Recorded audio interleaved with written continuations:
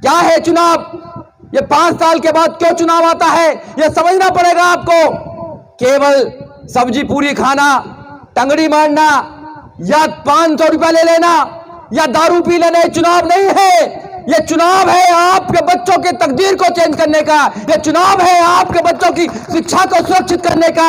ये चुनाव है आपके न्याय को सुरक्षित रखना। ये चुनाव है आपके संविधान को सुरक्षित रखना। माननीय काशीराम साहब ने क्या कहा, वोट हमारा राज तुम्हारा, नहीं चलेगा नहीं चलेगा। ये लोगों को बताना है कि सब कुछ ले लीजिए। आप घर पर आएंगे तो चाय भी पिलाएंगे, आप घर पर आएंगे तो खाना भी खिलाएंगे, मगर वोट नहीं देंगे। वोट अगर देंगे तो हाथी के चुनाव चिन्ह पर वोट देंगे और किसी पर वोट देने की जरूरत नहीं है। आपके घर पर बुलडोजर चलता है तो हमारे घर पर भी बुलडोजर चलता है। आपके बच्चों में जेल को डाला जाता है तो हमारे बच्चों को भी जेल में डाला जाता है। समस्या एक सी है, तो इसलिए साथ में कंधा से कंधा मिलाकर लड़ाई लड़ने का काम करेंगे। ये होना चाहिए भाईचारा।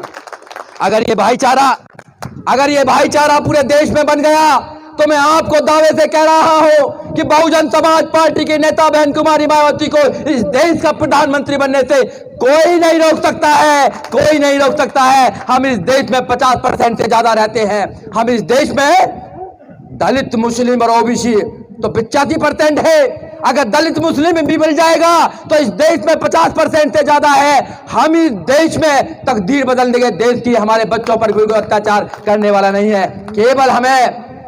केवल हमें बाबा साहब डॉक्टर अम्बेडकर की बात को स्थापित करना है कि जब तक हम लड़ेंगे नहीं, हमें कोई सत्ता देने वाला नहीं है।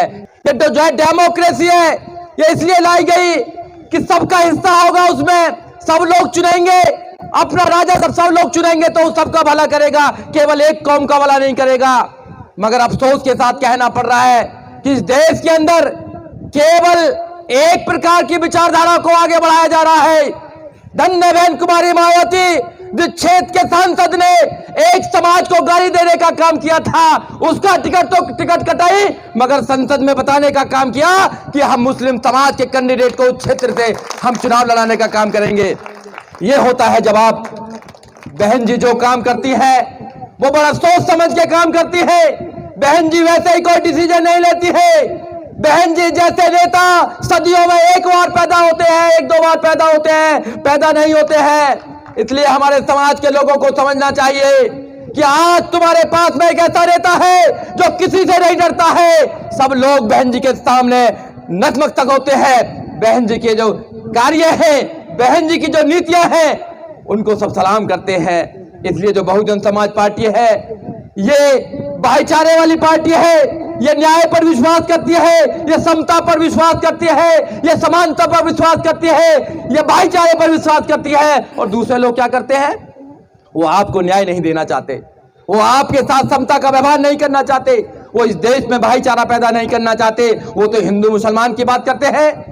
वो क्या करते हैं, इस देश के अंदर नफरत फैलाने का काम करते हैं। और जो नफरत फैलाते हैं वो क्या आपका भला कर सकते हैं? वो नहीं कर सकते हैं। वो क्या कहते हैं, वो 2017 में क्या कहते हैं कि we are here to change the constitution of India. हम भारत के संविधान को बदलने के लिए यहां पर आए हैं। और अभी क्या कहते हैं कि अगर आपने 400 दे दी तो हम भारत के संविधान को बदल लेंगे। वो भारत के संविधान को क्यों बदलना चाहते हैं? वो भारत के संविधान को इसलिए बदलना चाहते हैं कि फिर कोई अब्दुल वारिस जो है चुनाव न लड़ पाए, कोई गरीब का बच्चा चुनाव न लड़ पाए, संसद में ना पहुंच पाए। वो डिक्टेटरशिप पैदा करना चाहते हैं। इसलिए आप लोगों की ड्यूटी है कि आप लोग तन मन धन से जो भी प्रत्याशी हमारे हैं, बहुत ही मजबूत प्रत्याशी हैं, यहाँ की कमेटी वहां कर लेके गई, हमने बात करी ऊपर, उन्होंने कहा कि बिल्कुल उनको कैंडिडेट बनाइए। आज उनकी घोषणा भी कर दिया, उनका लेटर भी निकलवा के हम अभी आए हैं, आपने देखा भी होगा फेसबुक पर। तो साथियों, जैसे अभी सरदार जी बता रहे थे कि दिल्ली में 7 लोकसभा सीट है। क्या हुआ भैया तुम्हारे इसको? दिल्ली में 7 लोकसभा सीट है। 7 लोकसभा सीटों पर बहुजन समाज पार्टी चुनाव लड़ने का काम कर रही है। उनको जरूरत होती तो वो हमारे पास आते, बहन जी को कहते कि बहन जी आप सपोर्ट कीजिए। अरे बिना बुलाए जो 84 तक हमारी वोट को लेते रहे, आपने कांग्रेस को 84 तक वोट दिया, उनका राजा बनाने का काम किया, एक नहीं 3-3 प्रधानमंत्री बनाने का काम किया, सत्ता में उनको स्थापित करने का काम किया। सब लोगों को आपने वोट देकर राजा बनाने का काम किया। जब हमारी बारी आ रही है तो वो हमको अछूत मानते हैं, हमको अछूत मानते हैं। ये वोटिंग का अधिकार वैसे ही नहीं मिल गया है आप लोगों को। क्या है चुनाव? ये 5 साल के बाद क्यों चुनाव आता है, ये समझना पड़ेगा आपको। केवल सब्जी पूरी खाना, टंगड़ी मारना या 500 रुपया ले लेना या दारू पी लेना चुनाव नहीं है। ये चुनाव है आपके बच्चों के तकदीर को चेंज करने का। ये चुनाव है आपके बच्चों की शिक्षा को सुरक्षित करने का। ये चुनाव है आपके न्याय को सुरक्षित रखना। ये चुनाव है आपके संविधान को सुरक्षित रखना। चुनाव का मतलब ये होता है, बाबा साहब डॉक्टर अम्बेडकर जब 1930 और 32 के अंदर राउंड टेबल कॉन्फ्रेंस में गए तो मिस्टर गांधी ने कहा कि 3 प्रकार के लोगों को वोटिंग का अधिकार मिलना चाहिए। जिनके पास में जमीन है, जो ग्रेजुएट हैं, जो टैक्स देते हैं। बाबा साहब डॉक्टर अम्बेडकर ने कहा कि मेरे लोगों के पास तो ना तो पढ़ने का अधिकार है, ना जमीन रखने का अधिकार है, तो टैक्स कहां से देंगे? इन तीनों चीजों में से कोई चीज मेरे लोगों के पास नहीं है। ना तो वो ग्रेजुएट है, ना उनके पास जमीन है, ना वो टैक्स देते हैं, तो मेरे लोग कैसे फिर वोटिंग से वंचित रहेंगे?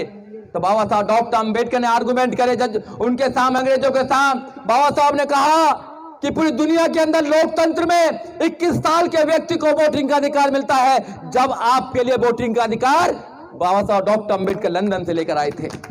अगर आपके पास वोटिंग का अधिकार नहीं होता, चाहे धन्ना सेठ का बेटा हो, चाहे अमीर का बेटा हो, चाहे यस का बेटा हो, चाहे पीसीएस का बेटा हो, किसी का भी बच्चा हो, एक वोट का अधिकार आपको भी है, एक वोट का अधिकार उसको भी है। लोकतंत्र में वोटिंग की गिनती होती है, ताकतवर और पैसा की गिनती नहीं होती है। जिसकी वोट ज्यादा होती है राजा उसका बनता है। तो माननीय काशीराम साहब ने क्या कहा? वोट हमारा, राज तुम्हारा, नहीं चलेगा, नहीं चलेगा। ये लोगों को बताना है कि सब कुछ ले लीजिए। आप घर पर आएंगे तो चाय भी पिलाएंगे, आप घर पर आएंगे तो खाना भी खिलाएंगे, मगर वोट नहीं देंगे। वोट अगर देंगे तो हाथी के चुनाव चिन्ह पर वोट देंगे और किसी पर वोट देने की जरूरत नहीं है। अभी हमारे बीच में कैंडिडेट आए हुए हैं, अगर आप हाथ उठाकर बताएंगे कि उनको विजय की माला पहना दे तो मैं आपके आश्वासन पर उनको विजय की माला पहनाना चाहता हूं। आप हाथ उठाकर बताइए।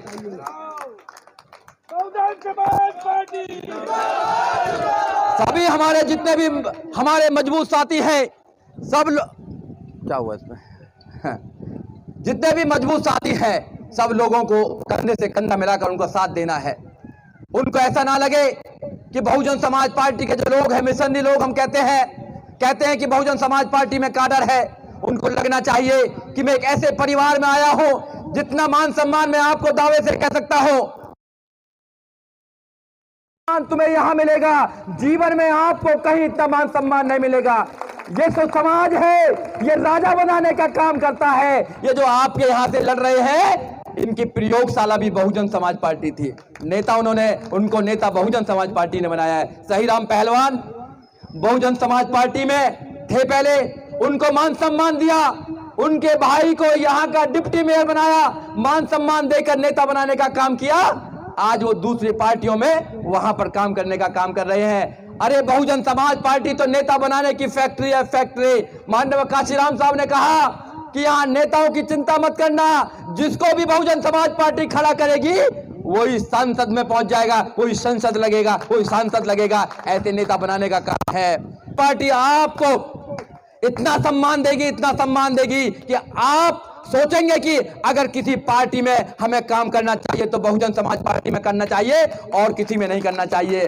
और बहुजन समाज पार्टी का एक एक कार्यकर्ता, मैं कहता हूं, उनके बिहाफ पर कहकर जाना चाहता हूं कि एक एक कार्यकर्ता रात दिन आपके साथ मेहनत करेगा, क्षेत्र में जा जाकर लोगों को तैयार करेगा, लोगों को बताएगा कि वोट हमारा, राज उनका नहीं चलेगा, नहीं चलेगा। और बदला भी लेना है, उस गाली का बदला भी लेना है। मुस्लिम समाज से कहना चाहता हूं कि बहन जी ने हमेशा मुस्लिम समाज को मान सम्मान देने का काम किया है।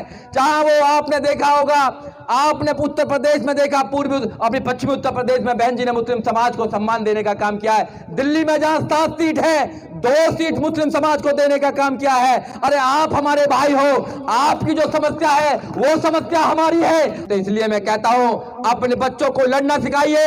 ये लड़ाई मान सम्मान की है, केवल किसी को जिताने की, हराने की नहीं है। हमारे लोग क्या कहते हैं कि भैया हम तो जीत नहीं रहे हैं, दूसरा जीत रहा उसको जिता दीजिए। कौन हारेगा कौन जीतेगा इससे हमें कोई लेना देना नहीं है। अरे देश की आजादी के बाद आप एक को हराते एक को जिताते आए हो, अपने आप को कब जिताओगे? अब तुम्हें मौका आ गया अपने आप को जिताने के लिए। आपका कैंडिडेट बहुत स्ट्रांग कैंडिडेट है, उनकी विचारधारा बहुत स्ट्रांग है, उनकी मिसेज एडवोकेट है, वो जुझारू लोग हैं। ऐसे जुझारू लोगों को आपको कमजोर नहीं पड़ने देना चाहिए। आपको मैं वादा लेना चाहता हूं आपसे कि आप कंधे से कंधा मिलाकर उनका साथ देंगे। बिल्कुल, बहुत अच्छा। संघर्ष करो, अभी शुरुआत है, जितने भी दिन रहे हैं ना पूरे इलाके में लगना चाहिए कि हाथी घूम गया है।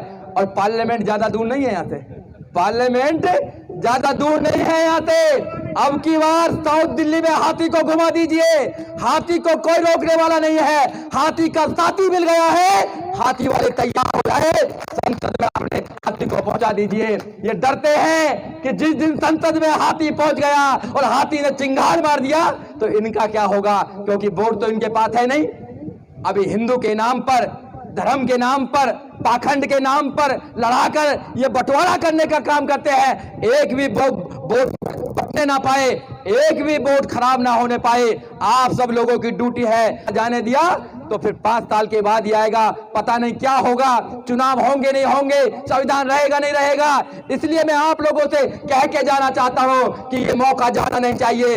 1 महीना लगातार काम करिए और 25 तारीख को इतना बटन दबाइए, इतना बटन दबाइए कि मशीन का बटन ही टूट जाए, हाथी निकल कर चला जाए। जय भीम, जय भारत, नमो बुद्धा साथियों।